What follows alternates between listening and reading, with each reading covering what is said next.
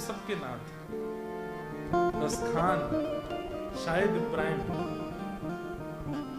पठान कुल में जन्मे थे। अब रसखान जैसे भक्तों के चरित्र को सुन के आपको एक चीज स्पष्ट हो जाएगी कि आपके चाहने से ठाकुर जी आपको प्रिय नहीं लग सकते। ठाकुर जी को आपके ऊपर दृष्टि पड़ी है, इसलिए आपके अंदर उनके प्रति प्रेम है। अगर वृंदावन प्रिय लगता है, व्रज प्रिय लगता है, कथा प्रिय लगती है, नाम प्रिय लगता है, तो इसका मतलब आपकी सामर्थ्य की परे की बात है। ये आप नहीं कर सकते थे। ठाकुर जी को आप प्रिय लग गए, इसलिए वृंदावन आपको प्रिय लग रहा है। और इस बात का प्रमाण ये सब मुस्लिम भक्त देते हैं, जिनमें पहला नाम रसखान। दो कथाएं आती हैं इनके वृंदावन प्राप्ति की, दोनों कथाएं हम सुनेंगे। एक कथा कि दिल्ली में रहते थे इनके माता पिता, एक जंग हुई थी दिल्ली में जिसमें इनके माता पिता मारे गए। तो ये एक मौलवी जी के साथ में रहते थे और वो मौलवी जी पढ़ाते थे बच्चों को। क्या पढ़ाते थे कि ये सब भी मौलवी बने आगे चल के। दिल्ली में इतना ज्यादा अशांति होने लगी थी कि फिर मौलवी जी को किसी ने, राजा ने निमंत्रण दिया कि तुम अपने सब मदरसे के बालकों को लेकर के आगरा आ जाओ। आगरा के लिए ये अपने सब मदरसे के बालकों को लेकर के निकले और उनको रास्ते में क्या बताते जा रहे हैं? आगरा से पहले हिंदुओं का एक काबा पड़ता है, उसका नाम है वृंदावन। तो सब बालक पूछने लगे, अब क्या बोलते हैं पता नहीं, उनके यहाँ मौलवी जी बोलते हैं। मौलवी जी, मौला जी, मुल्ला जी, मौलाना जी। एक भैया यहाँ पाकिस्तान के भी बैठे, सब जगह के लोग बैठे। तो मौलाना जी, अभी हम दीक्षा दे के आए वृंदावन में, कई बालक हैं। तो दीक्षा में पंच संस्कार होते हैं, जिसमें तत्व, पुण्य, मंत्र, नाम और याग। उसमें नामकरण संस्कार में सबका नाम पूछा जाता है और फिर गुरुदेव नया नाम रखते हैं। तो संसार में आपका वही नाम रहता है जो आपका जन्म से है, पर निकुंज में और ठाकुर जी की सन्निधि में आपका वो नाम रहता है जो गुरुदेव ने दिया। तो मैं सबके नाम पूछता हूँ। तो अभी पहले भी हो चुकी हैं, पर इस बार एक बालक आया, उसका मैंने पूछा, मैंने कहा क्या नाम है? अब आंखों से रोवे सरोवे। मैंने कहा बताओ क्या नाम है? उसने नाम बताया अपना, नशीन। अब नशीन नाम सुन के कुछ नहीं, मैं उसका नामकरण करने लगा। फिर मैंने एक बार मैंने कहा पूरा नाम क्या है? तो फिर वो ऐसे उसको लगा कि कहीं मैं मना ना कर दूं दीक्षा के लिए। मैंने पूरा नाम बता। तो फिर उसने नशीन हुसैन करके अपना नाम। मैंने कहा कहाँ से हो आप? बोले आप दीक्षा दे दीजिए, फिर मैं सब बताता हूँ। फिर मैंने दीक्षा दी। बंगाल से आए थे, पहले भी कई बालक, मुस्लिम बालक ले चुके हैं वैष्णव दीक्षा। मैंने कहा भाई तुमसे हमको कुछ और नहीं, बस खान पान की शुद्धि रखना, मांस मदिरा आदि इन सब का सेवन मत करना। और बोले महाराज जी कट्टर परिवार से ही हैं हम, सब 5 समय की नमाज आदि सब चलती है घर पे, पर हम बस यहाँ भागे आए, आपकी कथा सुनते रहते। मैंने बहुत अच्छा। एक बहन भी आई थी, वो भी मुस्लिम थी। कई बार एक भारतेंदु हरिश्चंद्र हुए, उन्होंने रसखान के लिए कहा है, इन मुसलमान भक्त जनन पर कोटिक हिंदू वारी है। ऐसे मुसलमान भक्त हैं कि इन पर करोड़ करोड़ हिंदुओं को भी वार देना चाहिए। अब नाम मुसलमान हो जाता है, हिंदू हो जाता है, जाति इधर उधर हो जाती है, लेकिन भक्ति जात पात पूछे नहीं को, हरि को भजे सो हरि को हो। जो हरि का है उसकी कोई जाति नहीं है। प्रस्थान मोमिन या फिर कह दो शाहिद इब्राहिम अपने मौलाना जी के साथ में जा रहे थे। तो मौलाना जी कह रहे थे आगे हिंदुओं का एक काबा पड़ने वाला है, उसका नाम है वृंदावन। बोले अच्छा, वहां हिंदुओं का भगवान रहता है? और हमने सुना है वो टेढ़ी टांग है उसकी। तो सब बालक बोले तो मौलाना जी क्या करें? बोले कानों में रुई लगा लो, आंखों पे पट्टी बांध लो। बोले इसका क्या अभिप्राय है? बोले उसको देख लोगे तो वो तुमको पागल कर देगा, अपना बना लेगा, और आंखें बंद करके कानों से अगर उसको सुन लोगे तो भी तुमको पागल कर देगा, इसलिए कानों में रुई। अच्छा, कई बालकों में ऐसा होता है स्वभाव, हमारे घर में भी बालक हो, उनको मना करो यहां मत जाओ, वहीं देखो क्या है यहाँ पे। उन्हीं बालकों में ऐसे स्वभाव वाले थे शायद इब्राहिम, जो बाद में बने रसखान। पट्टी बांधी लेकिन थोड़ी ढीली सी, कान में रुई तो डाली लेकिन थोड़े ऐसे कि ऐसा क्या है, मैं भी तो देखूं। जैसे ही वृंदावन की सीमा आई, मौलाना जी ने सबके आंख बांध दी, कानों में रुई लगा दी, और एक के पीछे एक बालक पकड़ करके चल रहे हैं, और इनका जो भी जाप होता है बोले वो जाप करते चलो, उससे दूर रहेगा वो। लेकिन जैसे ही प्रवेश किया वृंदावन में, अब बीच बीच में ऐसे उठा के देखते हैं रसखान, ऐसा कैसा बालक है, ऐसा कैसा भगवान है, टेढ़ा है, और हमारे मौलाना जी बता रहे थे छोटा है, बड़ा भी नहीं है, छोटा सा है, और छोटा सा बालक इतने लोगों को पागल कर देता, मैं देखूं तो सही है कैसा। कभी इधर से उठा के देखें, कभी कान से रुई निकाल करके सुने, इतनी ज्यादा मन में उत्सुकता होने लगी। तभी जगऊ कलम बाम दृशाम मनोहरम, सुंदर वेणु की ध्वनि सुनाई दे रही है। और ठाकुर जी वेणु कैसे बजाते हैं? जिस गोपी को बुलाना है ना, उसी का नाम बोलते हैं उस वेणु में। रसखान इनका प्रथम नाम भगवान नहीं रखा। अरे रसखान तू मोयना देखेगो, मैं तो यही ठाड़ो। मुझको रसखान कौन बोला? अच्छा, जब ठाकुर जी की, अच्छा एक बात है, ठाकुर जी दिख जाए या ठाकुर जी का स्वर सुनाई दे जाए या ठाकुर जी का अनुभव होने लग जाए, तो पहली स्थिति जो होगी निर्वाक, वो बता नहीं पाओगे किसी को कि हो क्या है। किसी से अगर आपने जाके कह दिया कि मेरे साथ ऐसा ऐसा हुआ, तो समझो कि आपने ठाकुर जी को नहीं किसी और को देखा है। मीराबाई कभी नहीं बता पाई, उन्होंने पूरा ग्रंथ लिख दिया, इतनी मोटी किताब पदों की लिख दी, लेकिन बता नहीं पाई कि जब ठाकुर जी दिखते हैं तो क्या होता है। लगन लगी घनश्याम की जाए, लगन लगी घनश्याम की जाए, लगन लगी घनश्याम। नारायण जी गाते हैं, लगन लगी घनश्याम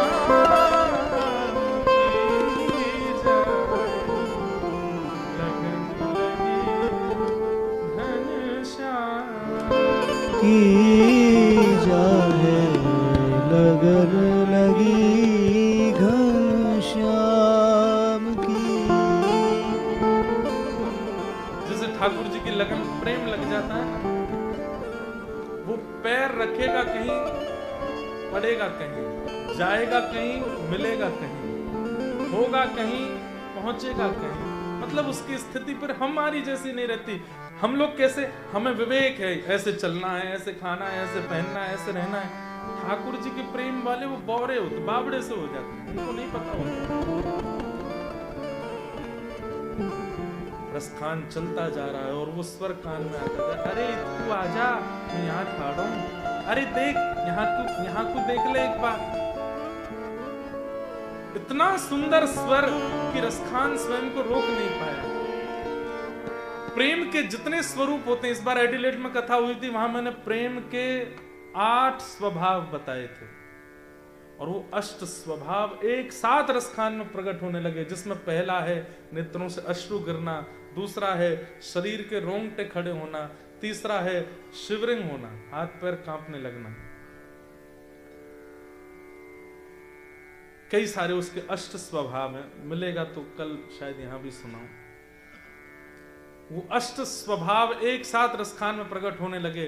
और जैसे ही नेत्र खोल करके देखा, आहा, त्रिभंग ललित श्याम सुंदर मुरली मनोहर ऐसे खड़े और मंद मंद मुस्का करके रसखान को अपनी ओर बुला रहे।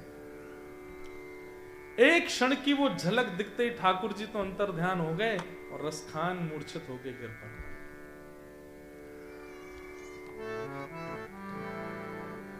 यहां मौलाना जी सब बालकों को लेकर के गए और जैसे ही वृंदावन की सीमा पार हुई, बोले खतरा टल गया, पट्टियां खोल लो, रुई निकाल लो। बालकों ने सबने पट्टियां खोल ली, रुई निकाल ली। बोले सब हैं ठीक है। बोले अरे मौलाना जी वो मोमिन कहाँ गया, शायद कहाँ गया, अरे अरे कहाँ गया। दौड़ करके गए तो देखा जाकर के महाराज शरीर कांप रहा है, नेत्रों से अश्रु गिर रहे हैं और पूरे शरीर के रोंगटे खड़े हो रहे हैं। एक बात और, यदि कृष्ण प्रेम में कोई व्यक्ति पड़ गया हो, उसको कोई अगर छू देना तो उसको भी हो जाएगा। संक्रमित रोग है प्रेम। और ये हंसी वाली बात नहीं है, ये सीरियस बात है। इसीलिए वृंदावन के महापुरुष अपने पैर नहीं छूने देते, दूर से प्रणाम करो। क्यों? अनधिकारी ने पैर छू लिया, घर बार छूट जाएगा, यहीं पड़े रह जाओगे फिर। इसलिए महापुरुष पैर नहीं छूने देते। हमको भी आज्ञा दो चीजों की, एक तो किसी के सिर पे हाथ मत रखना, किसी से पैर मत छुआना, गुरु पूर्णिमा छोड़ के। इसलिए गुरु पूर्णिमा पर पैर छुआए थे इस बार, पहली बार। ये तुम पैर नहीं छुआता, इसलिए हमारे वृंदावन के महापुरुष पैर नहीं छूने देते। क्यों? एक बार मैंने एक महाराज जी से पूछा तो महाराज जी बोले प्रेम लक्षणा भक्ति खुजली की तरह है। खुजली कैसी होती है? एक को होती रहती है, अगर दूसरा उसको छू दे तो उसको भी हो जाती है, और खुजाने में बहुत आनंद आता है। उस प्रेम में उसी को आनंद आता है जो कृष्ण प्रेम में है, दूसरे को नहीं पता होता, लेकिन दूसरे के स्पर्श से वो रोग लग जाता है। मौलाना जी ने तुरंत बालक को छूना नहीं, इसको छूना नहीं। पकड़ लिया, उस कालिया ने पकड़ लिया, टेढ़ी टांग वाले ने पकड़ लिया, भागो यहां से। और रसखान जी को वैसा ही रोता बिलकता छोड़ करके भाग गए। किसी रसिक ने जब आकर के देखा रसखान जी को, ले जाकर के यमुना जल पिलाया, व्रज की रज माथे से लगाई, द्वादश तिलक किए, क्योंकि जो शरीर की स्थिति थी ये किसी कृष्ण प्रेमी की ही है। कृष्ण प्रेमी की स्थितियां कैसी हैं? 6 लक्षण। वाग गदगदा द्रवते यस्य चित्तम रुदत्य भिक्षणम हसति क्वचिच्च विलज्ज उद्गायत नृत्यते च मदभक्ति युक्तो भुवनम पुनातु। पहला, वाणी गदगद हो जाएगी। दूसरा, हृदय द्रवित हो जाएगा, कभी भी रुदन करने लगेगा, कभी भी हंसने लगेगा। और विलज्ज उद्गायत नृत्यते च, भुजा उठा करके नृत्य कीर्तन करने लगेगा। ये 6 लक्षण भगवान कहते हैं मेरे भक्त के। जैसे हम अगर देखें तो पागल की उपाधि देंगे, पागल। 6 लक्षण ऐसे। वो 6 लक्षण रसखान जी में प्रकट हो रहे हैं, लेकिन रसखान जानते नहीं है कि वो कौन है जिसको मैंने देखा। जब होश में आए तो जो व्यक्ति थे उन्होंने पूछा, कौन हो भाई, क्या नाम है तुम्हारा? बोले मेरा नाम क्या है, मुझे नहीं। कहां से आए हो? बोले मुझे ये भी नहीं पता। बोले क्या याद है अंतिम? सांवरी सूरत, सांवरी सूरत, मोहनी मूरत, हृदय लियो चुराए, हृदय लियो चुराए, बाकी चाल चले बाकी चाल चले मनमोहन, अब जिए को नाही सुहाए, अब जिए को। अब संसार का मुझे और कुछ याद नहीं, केवल इतना याद है, एक सांवला सा मोहिनी सी मूरत थी उसकी। कौन था? अब सोचिए, कोई साधन नहीं है रसखान के पास, कभी जप नहीं किया, कभी गंगा स्नान नहीं किया, कभी तीर्थ नहीं गए, कभी प्रसाद नहीं पाया, कभी किसी महापुरुष की कथा नहीं सुनी, कभी कोई साधन नहीं किया था रस खान ने। जन्म से मुसलमान, ईद करते हैं, नमाज करते हैं, सब अपने धर्म के सारे काम किए, बस रोने लगे उस महापुरुष के चरण पर। कौन है वो, कौन है? मुझे कुछ नहीं चाहिए, केवल उनको देखना है, वो कौन है? तब उस महापुरुष ने बताया, बोले वो तो नंद नंदन। बोले कौन नंद नंदन? बोले नंद जी के लाला। कौन नंद जी? कौन उनके लाला? तब उस महापुरुष ने पूरी भागवत की कथा सुनी और संपूर्ण भागवत कथा सुना करके कहा कि ये है श्री कृष्ण।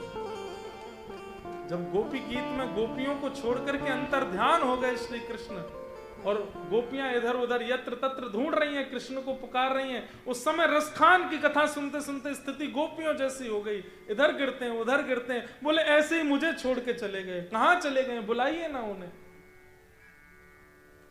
तब लोगों ने जांच पड़ताल की, उनको पता चला कि इनका नाम शायद इब्राहिम है, लेकिन ऐसे रस के समूह में है तो लोगों ने प्रेम से उनका नाम रसखान रखा। रसखान। अच्छा एक बात, एक फिल्मी गाना है, मुझे उसकी लाइन याद नहीं, जो दिल प्यार करेगा, वो गाना कैसे है? हर दिल जो प्यार करेगा। वाह भाई हरिवंशी। हर दिल जो प्यार करेगा वो, भाई प्रेम का एक स्वरूप है। अगर व्यक्ति प्रेम में पड़ा है तो गाएगा जरूर। अच्छा संसार का प्रेम प्रेम नहीं है, वो प्यार है। वो किसी वस्तु से अटैचमेंट है, स्वरूप से होगा, रूप से होगा, शरीर से होगा, बातों से होगा, वो एक अटैचमेंट है। उसमें गायन पुराने गाए हुओं का ही गा देता है व्यक्ति, पुराने सिंगरों के ही गाने गाता है, लेकिन कृष्ण प्रेम में जब पड़ जाता है तो अपनी रचनाएं गाता है। और तब रसखान ने गाना प्रारंभ किया। क्या गाते हैं रसखान? गाइएगा सब मेरे साथ रसखान के सुंदर भाव।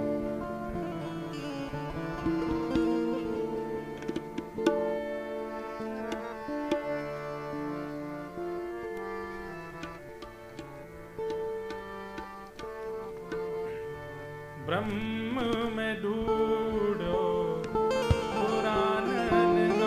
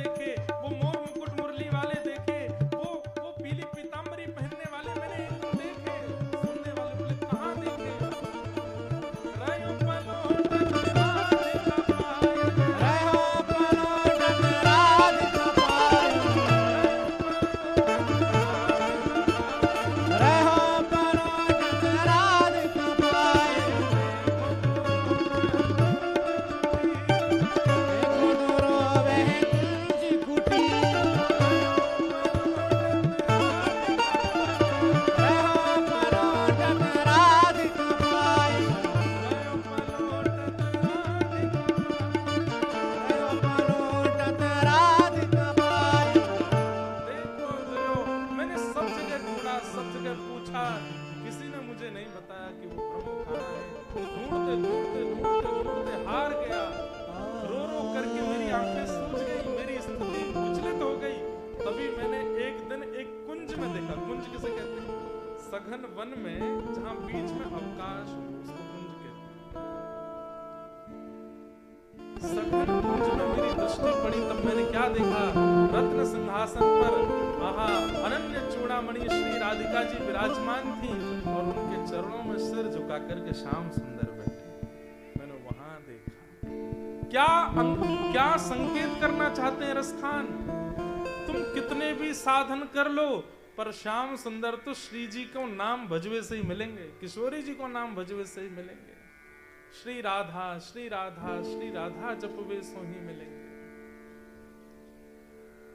देखो दुरो वह कुंज कुटीर में रयो पलोटत राधिका।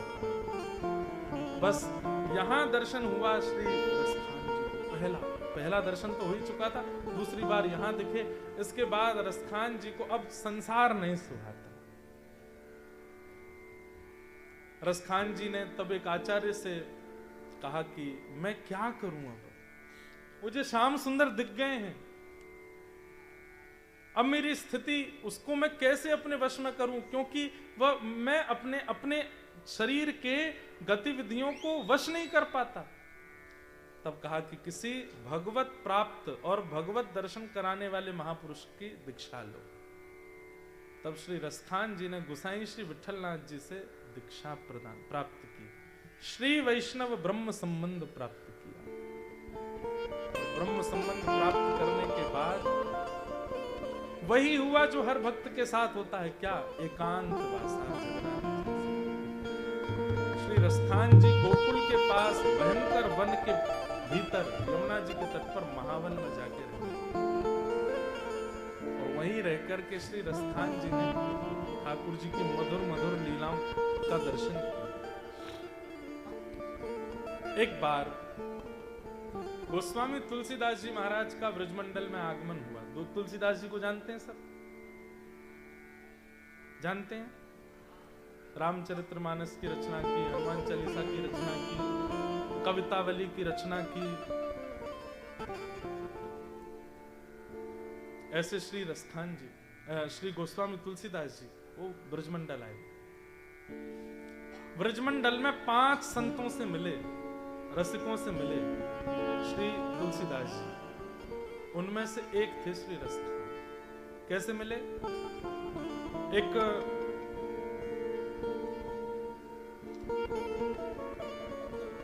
भगीरथ ग्वाल नाम का एक ग्वारिया था। ग्वारिया जानते हैं? गैया चराने वाला। अच्छा, एक बात और पता चली आज हमको। आपकी न्यूजीलैंड की जनसंख्या है 53 लाख। कितनी है? 53 लाख। और यहां भेड़ बकरियों की जनसंख्या 1 करोड़। गायों की जनसंख्या 60 लाख। अगर भेड़ और गैया मिलके एक फौज बना के यहां के मानवों पर आक्रमण करें तो हरा देंगे। आप 53 लाख हो, वो 1 करोड़ 60 लाख। लेकिन कितना अच्छा है, मानव कम है यहाँ। आप लोगों के लिए एक फायदे की बात है कि यहाँ आपका भजन बहुत अच्छा हो सकता है, वजन भी हो सकता है, भजन भी हो सकता है। भजन बहुत अच्छा बन सकता है। क्यों? क्योंकि शांति है। लेकिन दुर्भाग्य की एक बात है कि ये सब जो है ना, ये भोग नगरियां हैं, ये भोग देश है। यहाँ भोग बहुत इजी है। आंखों के, कानों के, नाक के, जीव के, त्वचा के जो भोगी वस्तु हैं वो बहुत इजीली यहाँ मिल जाते हैं। इसलिए भजन थोड़ा दिक्कत देता है। लेकिन भैया कमल कीचड़ में ही खिलता है। यहां अगर आपने रह के भजन कर लिया तो शायद आपको ठाकुर जी बहुत जल्दी मिल जाएंगे, क्योंकि इन भूमियों पर भोग बहुत सहज है। इसलिए यहाँ की शांति का फायदा उठाइए, यहाँ के वातावरण का फायदा उठाइए, यहाँ की जो पीस है, जो वातावरण है, उसका फायदा उठा करके भगवत भजन में लगो। तो गोस्वामी तुलसीदास जी महाराज ब्रजमंडल आए और ब्रजमंडल में एक भगीरथ ग्वारिया के यहाँ गोस्वामी तुलसीदास जी रहते थे, निवास कर रहे थे, बहुत सेवा करता था उनकी। उसी को गोस्वामी जी कहते थे कि भाई इस भक्त का दर्शन कराओ, वो लेके जाता था।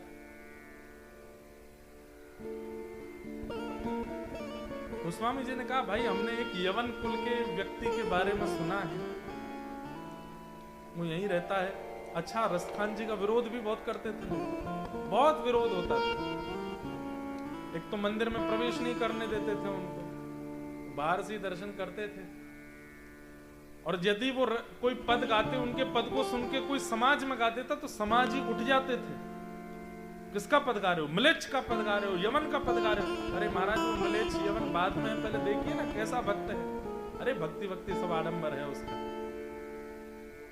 संसार बात बनाने में बहुत अच्छा, सबके ऊपर बना देते हैं, 2 मिनट लगती है। रसखान जी पर भी बहुत उनका विरोध बहुत होता है। गोस्वामी तुलसीदास जी महाराज ने एक यवन भगीरथ ग्वारिया से कहा कि मुझे उस यवन को मिलना है। वो कहा? बोले वो महावन पर एक टीला है। टीला कहते हैं मिट्टी का जो ऐसे पहाड़ जैसा छोटा सा खड़ा हो जाए, उसको टीला बोलते हैं। बोले उस पर वो रहते हैं, पूरे दिन रोते रहते हैं महाराज, यहीं पड़े रहते हैं। कोई भोजन दे जाए तो पा लेते हैं, नहीं तो कितने कितने दिन भूखे और केवल रोते रहते हैं। हे श्याम सुंदर, हे माधव, हे गोपाल, ऐसे ही कहते रहते हैं। गोस्वामी जी बोले मैं उनका दर्शन करने जाऊंगा और तुम मत चलना, मैं अकेले जाऊंगा। ग्वारिया लौट गया। गोस्वामी तुलसीदास जी पहुंचे। गोस्वामी जी के सिर पर उर्दपुंड देख के, गले में कंठी माला देख करके और धोती स्वरूप देख करके रसखान जी समझ गए कि कोई महापुरुष है। गोस्वामी जी प्रणाम करने की स्थिति में आए, उससे पहले तो रसखान जी ने दंडवत कर लिया। महाराज ये सब मत करो, मैं इसका अधिकारी नहीं हूं, आप मुझे प्रणाम क्यों करने लग रहे थे? अरे रसखान, आप वो हैं जिनका रूप देख करके रस का संचार हो जाता है। कैसे हैं? बोले बिना ठाकुर जी के कैसे हैं?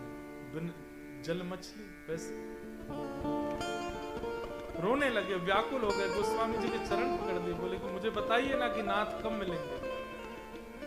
गोस्वामी जी बोले वो सब तो बात बाद की है, ये बताओ मैंने सुना है सालों से यहीं महावन के टीला पर पड़े हो, क्यों? बोले प्रतीक्षा करता हूँ, मैंने सुना है कि गोकुल से ठाकुर जी गैया चराने जाते हैं तो यहीं महावन होके जाते हैं, प्रतीक्षा कर रहा हूँ कि किसी दिन दिख जाए। तो गोस्वामी जी बोले सही सी बताना, दिखे कि नहीं दिखे? रसिक जो होते हैं ना बंधुओं, वो अपना अनुभव ज्यादा बताते नहीं है, वो छुपाते हैं। और रस बताने से रस घटता है, प्रेम बताने से प्रेम घटता है। टॉफी रैपर में है तो कोई चेंटी उसको नहीं खाती, लेकिन अगर रैपर हटा दिया जाए तो चेंटियों का झुंड लग जाता है। ऐसे ही भक्ति प्रेम, इसको जितना हो सके रैपर में छुपा करके रखो, नहीं तो संसार रूपी चेंटियां लग जाती हैं उसको। और हमारे साथ तो ये बहुत ज्यादा होता है, क्योंकि कथा करते हैं, कथा में कई अनुभव अपने निकल जाते हैं बोलते बोलते, और उसके कारण फिर अनुभव होने बंद हो जाते हैं। इसलिए किसी को अगर अनुभव होता है तो छुपाइए, बताओ। रसखान जी कुछ नहीं बोले, बस नीची नजर करके बैठे हैं। तुलसीदास जी बोले मुझे बता सकते हो, मैं भी अनुभव करता हूं, मुझसे कह सकते हो? देखा तुमने श्याम सुंदर को? जब मुख ऊपर किया तो आंखों से विरल अश्रुधार, नेत्र लाल पड़ गए थे रसखान जी के। बोले हाँ देखा। बोले कैसे देखा, जरा बताओ। तब रसखान जी कह रहे हैं, धूर भरे अति शोभित श्याम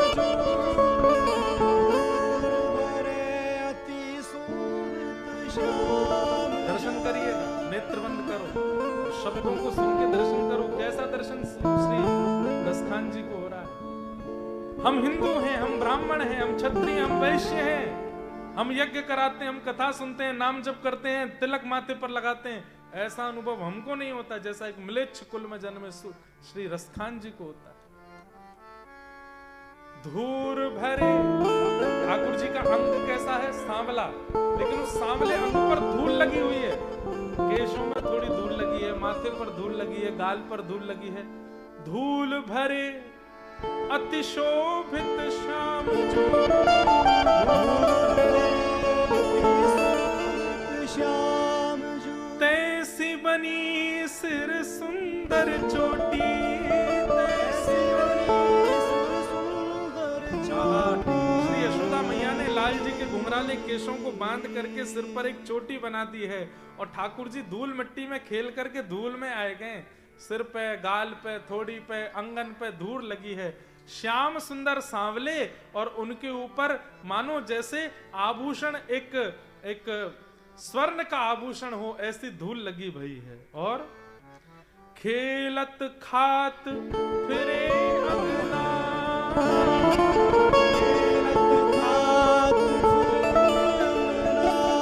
पग पे जनी बाजत पीर कठोरी,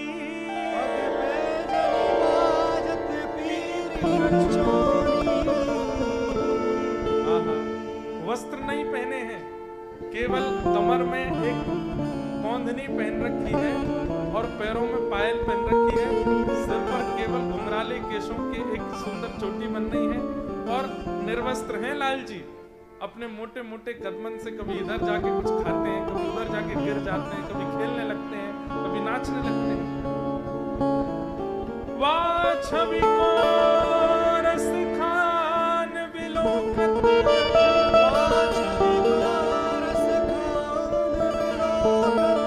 भारत काम कला निज कोटि, भारत काम कला। इस रूप का दर्शन करके श्री रसखान जी दूर से ही बलैया ले रहे हैं ठाकुर जी की। इतने सुंदर लग रहे हैं ठाकुर जी, इतने सुंदर लग रहे हैं। काग के भाग बड़े सजनी, काग के भाग बड़े सजनी, हरि हाथ सोले गयो माखन, हरि हाथ सोले गोस्वामी तुलसीदास जी भी दर्शन कर रहे हैं। आहा कितने सुंदर लाल जी लग रहे हैं, घुटमुन चल रहे हैं, खड़े होके गिर रहे हैं, सिर पर चोटी लग रही है, और कभी कभी कुछ खा रहे हैं, कभी कुछ बोल रहे हैं। अरे तभी रसखान कहते हैं, गोस्वामी जी देखिए तो। बोले क्या? ठाकुर जी के हाथ में यशोदा मैया ने माखन रोटी दी है, 4 दांत निकले हैं अभी, और 4 दांतों से प्रेम से रोटी खा रहे हैं, मक्खन लगी भाई। इतने में ही एक कौवा आया है, और श्री ठाकुर जी के हाथ से बचे भाई वह रोटी के टुकड़ा को लेके भाग गए, और ठाकुर जी रो रहे हैं।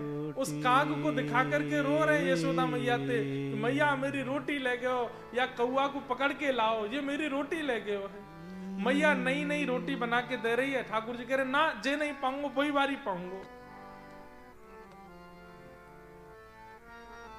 गोस्वामी जी भी रुदन कर रहे हैं, यहाँ रसखान भी कह रहे हैं, काग के भाग बड़े सजनी, काग के भाग बड़े सजनी, हरि हाथ सो ले गयो माखन रोटी, हरि हाथ सो ले गयो माखन रोटी। सूरदास जी के नेत्र सजल, श्री तुलसीदास जी के नेत्र सजल। रसखान को हृदय से लगा लिया, वाह रसखान, यहाँ बैठे बैठे तो को दर्शन हूं मैं निकुंज में। ठाकुर जी कहाँ लीला कर रहे हैं, यशोदा जी के लाल जी क्या लीला कर रहे हैं। और कोई दर्शन हो तो बताओ ना। बोले एक दिन इसी टीला पर बैठे बैठे मैंने जो देखा वो आपको बताऊं। बोले हाँ बताओ। जा दिन ते नंद को छोरा, जाते नंद को छोरा, जा दिन ते नंद को छोरा, जा दिन ते नंद को छोरा, या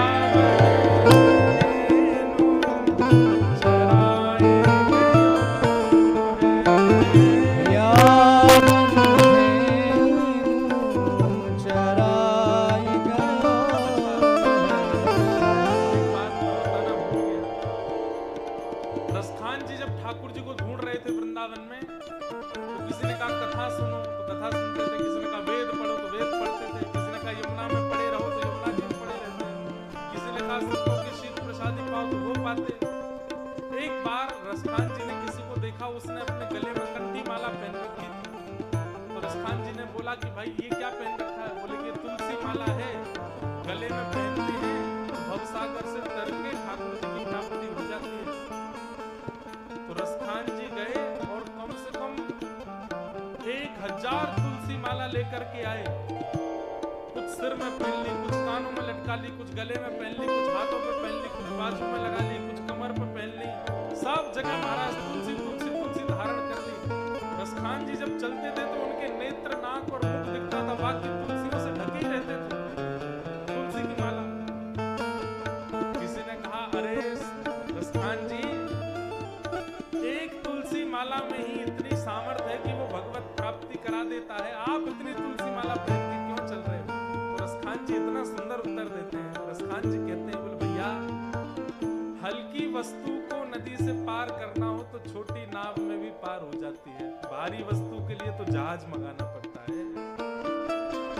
अरे आप सब लोग वृंदावन में जन्मे, अयोध्या में जन्मे, ब्राह्मण कुल में जन्मे, हिंदू कुल में जन्मे, ठाकुर जी के कुल में जन्मे, आप सब तो हल्की वस्तु हो, एक माला में आप पार हो जाओ। मैं तो मिले जन्म जन्मांतरों का पापी हूं, कितने जानवरों को मार के खा चुका हूं, भारी हो गया हूं, इसलिए थोड़ी बहुत तुलसी से काम नहीं, पूरे हम पर तुलसी प्रेम करते हैं। भगवत मिलन की कांक्षा।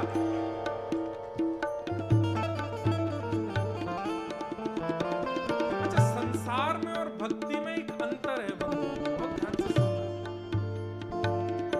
संसार में चाहने से कार्य पूरे नहीं होते, करने पड़ते हैं तब कार्य पूरे होते हैं, लेकिन भक्ति में चाहने से ठाकुर जी मिल जाते हैं। केवल चाह लो तो मुझे प्रिया प्रियतम मिल जाए, वो चाह ही मिला दे। भक्ति में और संसार में ये अंतर है कि संसार में चाहने से नहीं, करना पड़ता है, लेकिन भक्ति में तो केवल चाह लो, हे श्याम सुंदर मुझे मिल जाइए, हे प्रिया प्रियतम मुझे मिल जाइए, ये चाह मन में प्रकट कर लो, कुछ मत करो, केवल चाह लो कि श्याम सुंदर मिल जाएंगे, चाहने से मिल जाते हैं।